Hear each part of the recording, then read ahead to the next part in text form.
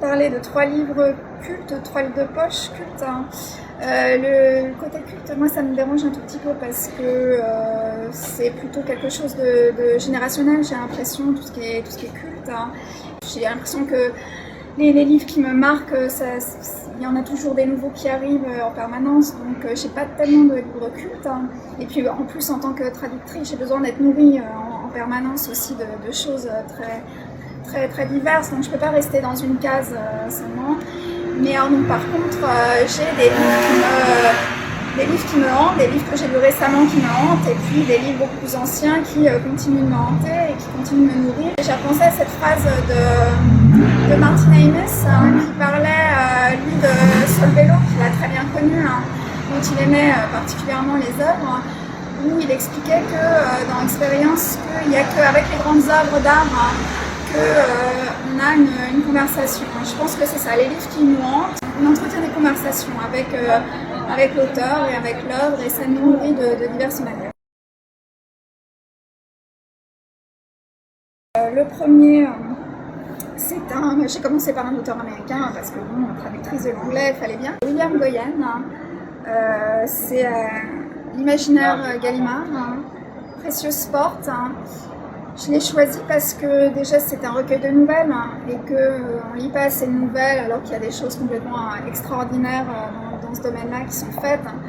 Et encore une fois, ça c'est bien connu, mais les anglo-saxons sont assez friands et c'est dommage que les Français ne le soient pas plus.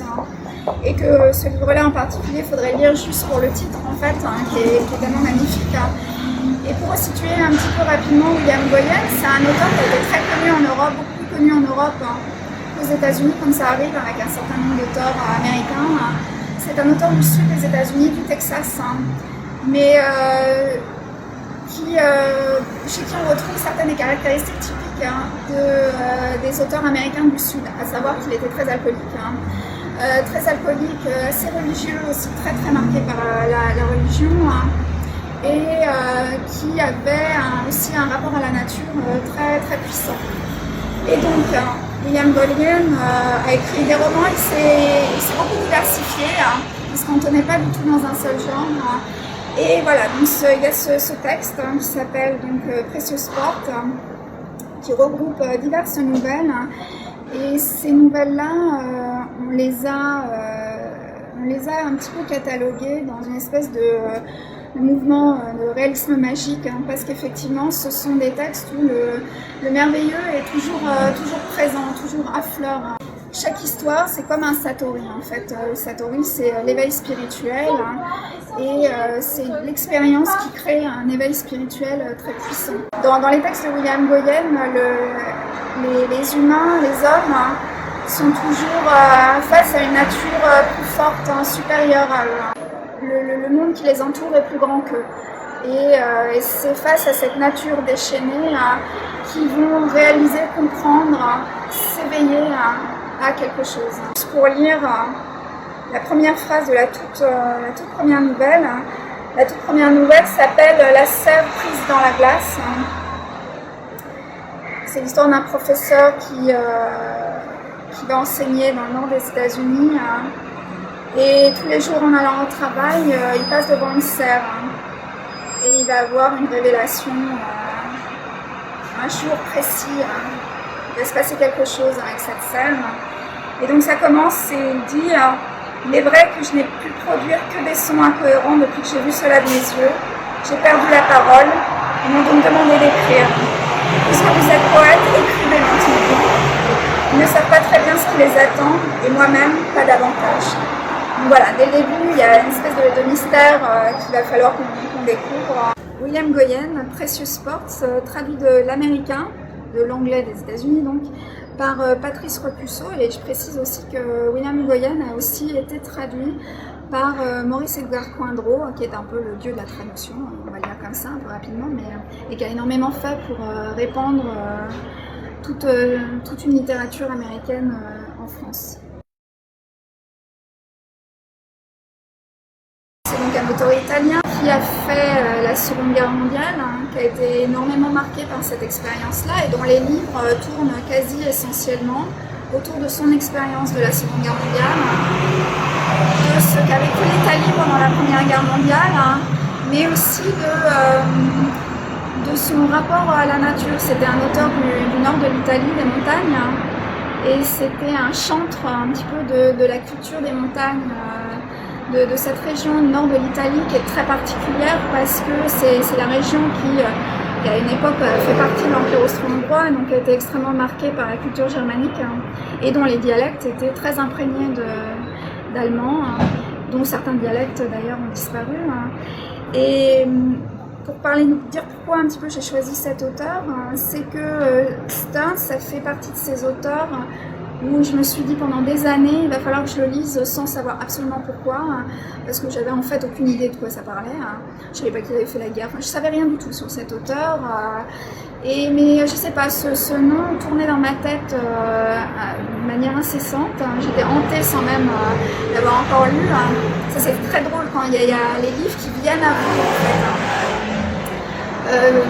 Vous savez que vous les attendez quelque part, vous ne savez pas pourquoi, mais il faut trouver le bon moment pour que ça vienne. Et voilà, l'occasion a fait qu'un jour, dans une librairie, je suis tombée sur un de ces livres. Et l'occasion faisant de l'arrange, je pense que là, le moment est venu. Hein, il va falloir arrêter de tourner autour du pot, hein, et se lancer. Et voilà, ça a été une lecture bouleversante. Hein. Et donc, cette histoire de Tenley, Tenley, c'est le personnage principal qui était braconneur en fait, hein, dans les montagnes du nord de l'Italie. Hein. C'est un homme qui incarne l'histoire de cette région-là et l'histoire quasiment de l'Europe, hein, à ce moment-là, à la charnière, hein, du XXe siècle. C'est un homme du XIXe siècle, hein, c'est un homme du début du XXe siècle, hein, et c'est un homme qui va mourir à la fin de la Première Guerre mondiale. Et la Première Guerre mondiale étant considérée comme le véritable début, hein, du XXe siècle, hein, où le siècle va se construire à partir du chaos, des ruines de cette guerre. Hein. Et cette histoire de Tenley, hein, c'est l'histoire d'un homme libre, hein, qui a toujours fait fi des frontières, hein, des lois, de ce qu'on lui imposait, hein, pour ne chercher que sa liberté. Hein. Et on le suit donc au long des années, hein, dans son quotidien, avec le passage des saisons, hein, où il va braconner, donc il va être pris par les carabinieri, donc il va falloir qu'il s'enfuit, il va pouvoir ne voir grandir ses enfants que de loin l'hiver. Hein. Et le temps va passer pour quand même envoyer de l'argent à sa famille. Il va partir en Hongrie, dans tout un tas de pays d'Europe centrale. Hein. Et ça raconte aussi du coup l'histoire de l'Europe à ce moment-là, où les frontières, où c'était encore évidemment l'Empire austro-hongrois, c'était un empire, hein, fait de cultures extrêmement différentes. Hein. Et une époque où les frontières n'avaient pas du tout le même sens qu'aujourd'hui. Aujourd'hui, les frontières sont soi-disant plus ouvertes et en même temps, tout est beaucoup plus refermé. Hein. Et il va travailler dans ces pays-là, découvrir énormément de choses et toujours chérir sa liberté. Hein. Et jusqu'au jour où la Première Guerre mondiale va éclater. Et là, c'est un monde complet qui va éclater. Hein. Et à travers l'histoire de cet homme, hein, c'est aussi en fait la description tout simplement de la fin d'un monde. La fin d'un monde, la fin d'une idée de l'Europe, hein, une façon de penser la liberté. Hein. Et c'est le début des frontières, hein, et des hommes qui se montent les uns contre les autres alors qu'ils étaient voisins jusque-là. Hein, et la fin d'une langue aussi, puisqu'il parle ce fameux dialecte qui a disparu entre-temps. Hein, et voilà, c'est un texte complètement bouleversant avec une écriture, hein, contrairement à William Goyen qui est très lyrique. Hein, très imagé, très métaphorique, voilà, qui va vers le merveilleux, un petit peu chargé, mais tout en étant extrêmement fluide. Stern, lui, c'est vraiment la sécheresse absolue, c'est la littérature à l'os, il n'y a pas un mot qui dépasse. Hein. Et en même temps, ça touche au plus profond de l'humain. Et juste une petite phrase de Rigoni Stern, hein, qui, je trouve, met bien en place le rythme de sa langue, très simple. Hein. et qui dit énormément de choses en 4 lignes. Quand la nature et les hommes se furent calmés, il entendit à nouveau le bruit de l'eau qui s'égouttait des branches, mais il distingua aussi dans le lointain les cris des blessés et, pour finir, une fusillade isolée dans le voile de Sichestal. Voilà, c'est très simple et on imagine bien cet homme qui continue, qui se raccroche au monde dans lequel il était, qui est toujours dans la forêt, où la nature est toujours la même, les gouttes tombent des branches, et le chaos et le changement se rapprochent à travers les cris et à travers les fusillades, et le chaos de la guerre. Rodrigo Fressan est un auteur argentin. Le texte est traduit par Isabelle Bugnon, qui, si je ne dis pas de bêtises, a traduit tous ses autres textes. Donc une fidèle de l'auteur, et un auteur fidèle à sa traductrice. Les jardins de Kensington. Alors pour le coup, là on a affaire à un auteur complètement baroque. Après la sécheresse, après le lyrisme, là c'est le baroque complet. C'est un auteur qui s'interdit rien. C'est un auteur qu'on pourrait qualifier de postmoderne, mais ça ne veut pas dire grand chose parce qu'il y a tellement tout là-dedans que ça veut pas dire, ça veut plus rien dire en fait les classifications pour Fressan. Jardin de Kensington, donc ça se passe à Londres, évidemment on a compris Kensington, mais c'est l'histoire d'un auteur de littérature jeunesse dont le personnage qui est une espèce de Harry Potter, mais bon, un petit personnage récurrent qui voyage dans le temps en fait. Et il se trouve par ailleurs que l'auteur de ces romans pour la jeunesse est fasciné par James Barrie. James Barrie étant l'auteur de Peter Pan et parallèlement à l'histoire de ce protagoniste et de comment il est devenu écrivain, l'histoire de sa famille, les années 60, qui a vécu dans une famille assez hippie, très psychédélique, très riche, aristocratie, pas dégénérée mais un petit peu quand même, et donc proche des milieux un peu psychédéliques, les Beatles, machin, la musique de l'époque, tout ça. Parallèlement à son histoire où on devine qu'il y a eu, on sait qu'il y a eu une tragédie dans la famille, il a perdu son petit frère, c'est l'élément marquant de sa vie. Parallèlement à ça, il va nous faire une espèce de biographie inventée, réinventée, très documentée par ailleurs, de James Barrie, de la vie de James Barrie, la vie de la famille de James Barrie, l'histoire de Peter Pan, des œuvres de James Barrie, etc. Et ça va être l'occasion pour Fressan de créer un livre monde et de tout se permettre, de tout s'autoriser, de tout tester, de s'offrir tout ce que la littérature peut offrir et du coup d'offrir au lecteur toute cette richesse incroyable. Donc c'est à la fois une construction complètement folle et un page turner, on ne peut plus le lâcher. Et ça parle c'est une histoire de fantôme en fait. Pour dire les choses de manière très très rapide. Dans Goyane aussi, il y a pas mal d'histoires de fantômes, et on parlait tout à l'heure des littératures hantées, ou en tout cas de livres qui nous hantent. Fressan, c'est l'incarnation de ça. C'est à la fois quand on lit, une fois qu'on l'a refermé, on peut pas, il faut un certain temps pour s'en remettre.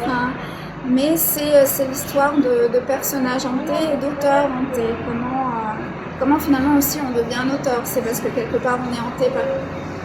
On est hanté par un sujet, on est hanté par une expérience et que ça vous lâche plus, quoi. C'est l'obsession dont on ne peut jamais se sortir et qu'on refond en permanence. C'est complètement dingue et en même temps c'est aussi très drôle, je ne vais pas faire peur au lecteur. C'est extrêmement drôle à lire. Encore une fois, il sait tout faire, Fressan. Il n'a pas oublié d'être drôle et d'amuser un petit peu son lecteur. Et juste pour donner un petit extrait, il y a ce passage hallucinant qui fait 2, 4, 6,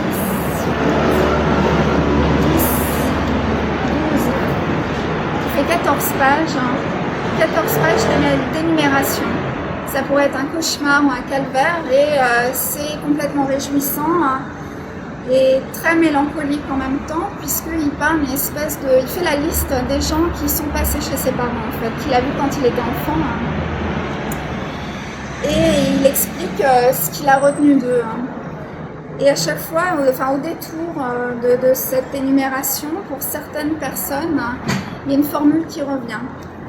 Et notamment, à un moment donné, il voit passer Catherine Deneuve. Quelques temps plus tard, il voit passer Françoise d'Orléac. Et à chaque fois, il donne pour chaque personnage une petite définition. Et donc, il y a cette formule qui revient pour certains, qui est « quelques nuits avant de mourir ». Donc, Françoise d'Orléac, quelques nuits avant de mourir, mais renvoyant déjà l'étrange et incomparable phosphorescence que dégagent les corps qui sont presque des cadavres. Et ça revient. Et puis, on continue. En fait, on s'aperçoit que cette énumération est totalement fantasmée parce qu'il y a des auteurs, des gens qui a priori étaient déjà morts quand il était jeune.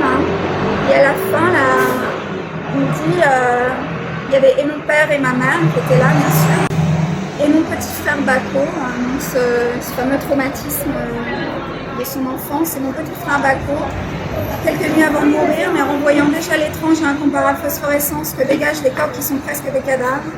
Bako est plus phosphorescent que tous les autres, c'est la lumière pure, un de ces poissons des profondeurs qui remonte à la surface pour éblouir le monde.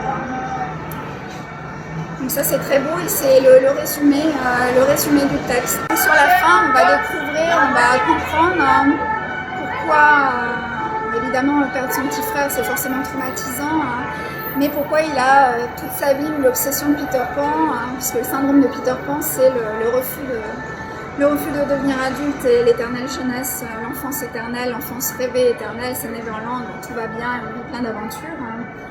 Et voilà, et c'est magnifique parce qu'il n'oublie rien. Tous les fils sont repris de manière très, très fine et intelligente. Et c'est bouleversant. Voilà, tout simplement.